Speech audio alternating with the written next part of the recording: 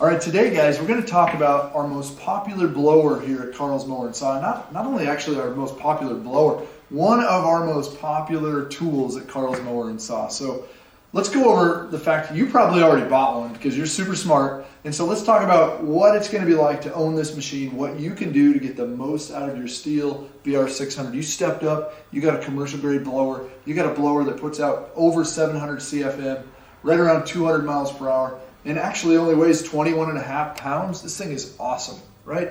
It's fairly light and it's got power, it's got punch to knock things out of the park. So let's start with kind of the engine, fuel, that sort of thing, lubrication. So this is a mix oil machine. It's a two-stroke, right? It really isn't a two-stroke. We'll talk about that in a little bit, but it runs on two-cycle fuel, okay? So either you're gonna run these little 1 gallon mix bottles of oil to 1 gallon of ethanol-free gas, right? We talk about this all over and over and over. I feel like I'm talking to my kids, like, get it through your heads. I'm sorry, but yeah, ethanol-free fuel pre-mixed with Stihl HP Ultra, or for the ultimate, really, Stihl Moto Mix. I check this stuff out, especially when you're gonna have this thing in hibernation. But why are you gonna wanna hibernate this thing? You're gonna use this thing all year round. In fact, I was just out using one recently when it snowed. And these things move snow. If you have one, you know that. We got to think about safety, right? So this is fairly loud. All blowers are loud. You're going to be running this thing for a half hour or more on your back. There's a lot of noise. Protect your ears. If you aren't already, protect your ears. And with the amount of debris that it can blow up, probably wear some safety glasses. And if it's a dark day, you want these yellow things and you can look super awesome. Or if it's bright out, you might want to check out something that's a little more tinted. Wow, I can barely see now. Anyways, safety glasses, earmuffs, fuel. Those are the basics. Where's the fuel going to go? Fuel's going to go right here in the fuel tank. Spin it up, fill it up, good to go there. Put the cap back on. Make sure you put the cap back on because it really sucks when you throw this thing on your back and the cap's loose and it goes all the way down the back of your pants. And I know that's happened to people. I'm one of them. Primer. So before I start or when I go to start this machine, I'm going to prime it. It's going to take 4 or 5 pumps on this primer. Let's talk sidebar primer just a minute. We can't flood a machine by over priming it, so we could give it a dozen primes. Not going to hurt it, but really 4, 5, 6 pumps, enough to get the fuel from the tank up to the carburetor. And then choke, that's this lever or this little knob right here. Rotate it clockwise, that puts the choke on. The choke is attached to this throttle trigger right here, so as soon as I hit the throttle trigger, you hear that click? The choke shut off. Choke shut off. So make sure you don't hit the throttle trigger until it's time. So prime it, choke it. I'm usually going to put this on the ground and you'll see they've got this little cutout tab right here for your foot to go. So put your foot in there, probably this foot, and pull the rope and it's going to start up. Usually this thing's going to start on the first, maybe second pull. And as soon as it starts, with my free hand, hit the trigger, shut the choke off. Let it idle. It's warming up. It's getting good and warm. It's getting ready to go for you. I've got this Velcro strip here that holds the blower tube up and out of the way. So take that loose. I usually find I want to extend these straps as much as I can to make ease of putting them on, putting the machine on. It just makes it a little easier. So open these up, get it big, wide open, throw it on your back, and you're good to go. Run this thing. Run it hard. Power it hard. Squeeze the trigger. The further I squeeze, the faster it goes. There is a cruise control right here. So if I move this up, it kind of starts locking this trigger in whatever position I want. So maybe I'm doing, just light blowing and I don't need it to be full throttle. Go ahead, set that cruise control wherever you want. Keep in mind, when you take the cruise control off, I've had this happen, this is also the stop switch, so when I press all the way down, it kills the engine.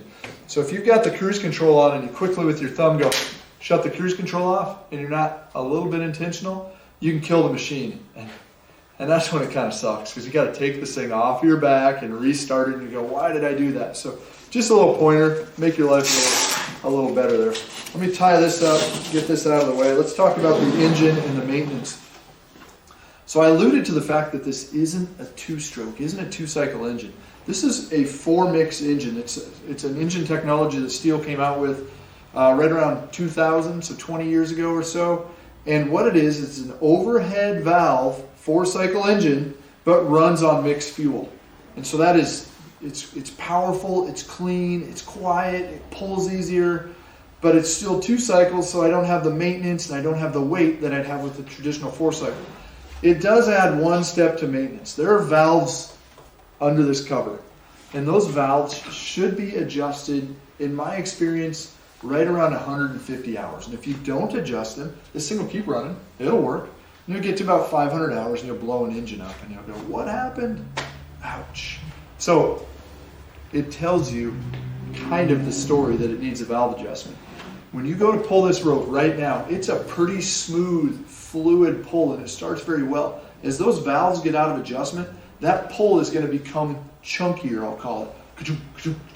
So you're going to feel more of that compression on the pull. So when you start having this thing tell you a story when you pull the rope that is pulling a little harder, a little chunkier, think valve adjustment.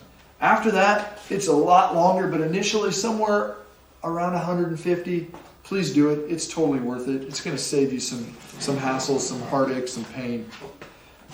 It talks about the maintenance of this machine right in the owner's manual. So you get an owner's manual when you buy it at Carl's Mower and Saw, right? We gave you this black folder, talks about the fuel, talks about, hey, tell your buddies that you got an awesome machine at Carl's, and it's going to have the owner's manual in it. And it's going to go over all the stuff that I'm going to breeze over today or probably screw up and maybe give you something that's not quite right. That's why I'm going to say, hey, refer to this manual. Page 2829 gives you all of the service specs, and it's going to talk about the valve adjustment. Kind of it says as required. My as required seems to be around 150 hours is what I've seen. You also have spark plug and an air filter and fuel filters that will need to be maintained and serviced over the life of this machine. The air filter is right here. Use this handy T27 Torx wrench that came with it. Take the air filter cover off. In the shop I usually use power, but I like to. This is the first time off. So air filter, this thing is kicking up, depending on time of year, when I'm using it, this could be kicking up a ton of dust, right? I mean, you think about it. If it's out in the fall and it's a dry September day and I'm moving leaves, it's a dust storm. I get done blowing and my arms are covered with dirt. So this engine is breathing or trying to breathe in that element. So here's your air filter right here. This thing will just peel right out of here. Okay? Notice the slats, they're vertical. When this thing's running, it's sucking all of the air over here, all the dirt, and the dirt's building up in here. And actually, when you shut this engine off, it's designed to allow the dirt to fall out of the bottom of the filter. But it isn't all going to fall out of there. It's built in. It's kind of impregnated in, but it's kind of got a little bit of a self-cleaning tendency to it. So that's kind of nice. But I would say if it's dusty and you know that, why not take a peek at this once a month if you're a pretty heavy operator? It's fairly easy, 2 screws. Take it out, tap it out. Can I see good light through it? It's going to get dirty. Now, if I'm out on a wet day, this isn't going to get dirty at all. There's no dust. There's nothing kicking up. But dirty, dry days, just keep an eye on that. And make sure that when you put it in there, you get it back in place well and sealed up all the way around so that no dirt is getting sucked in around the filter. And this cover is going to do that, right? It's going to push that on right. That cover will go right back on here like so. So we got air filter. We talked a little bit about valve adjustment. Traditionally, valve adjustment is something that the dealership does, but if you're somewhat mechanical and want to try it yourself, go for it. I'm here to help you out when you need it. The other is the spark plug. How often should I replace a spark plug? Personally, I throw one in once a year. It's fairly cheap, right? I mean, it's not that expensive, and it's fairly easy. And the last thing I want is when I'm out there running it or go to start it when I need it, it doesn't start, and it's all because I got a bad spark plug. That sucks. When you go to take this rubber boot off, this is where your spark plug is. Don't just rip it out. I see this happen. People just rip it out, and when it comes out, it pops out, kind of like a wine cork would pop out, and you pull the spark plug boot right off the spark plug wire, and it's a problem. So you kind of want to come in here and just wiggle it out, just like that. And this tool that it came with will pop in, and I can remove the spark plug. And then again, when I go to put this on, line it up, kind of wiggle it on. You'll hear it click and you're good to go. And then you have fuel filters. They're in the tank. That's a little bit more of a work. Hey, if you're running good gas and good oil and being a little bit careful about where do I keep my can. Can I talk about something else real quick? Cans. I got this 1 1/4 gallon no spill can.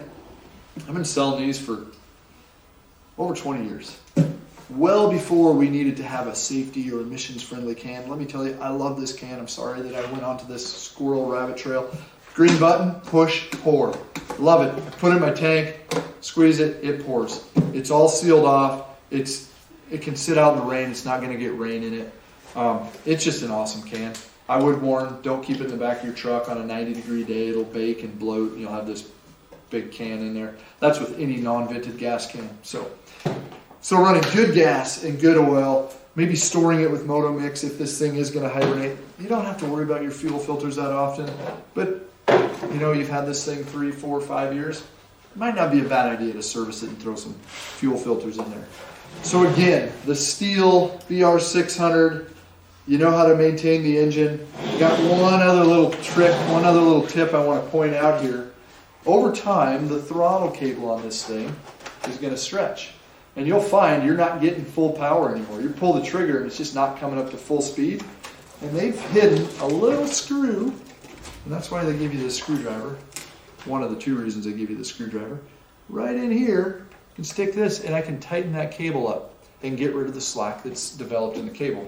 So for most people in a homeowner application, we're talking this in 5+ years. Commercial guy, you might want to check it after every season just to see, do I have slack in that cable? Am I getting full pull out of that cable? Not only is it going to give me more power, it also will reduce the wear on the throttle cable. So again, the Stihl BR 600, our most popular blower at Carl's Mower and Saw, and I think that's because it's got the weight and the power and it's comfortable. Check out the full line of Stihl blowers. Get yourself a Stihl BR 600. No, wait, you already did. That's why you're watching this. But now you know how to take care of your Stihl BR 600 blower. Hey, this is Josh from Carl's Mower and Saw. Thanks for watching our videos. We're proud of the fact that we've been serving you with the best in outdoor power equipment since 1990. We're glad that you had an opportunity to sit down, watch our videos, learn something about an exciting new product that we have, something that interests you for your property, or really how to use your equipment to the best of its ability. Don't forget to like, subscribe, follow, whether it's on Instagram or YouTube. We're excited to share more information with you. See you soon.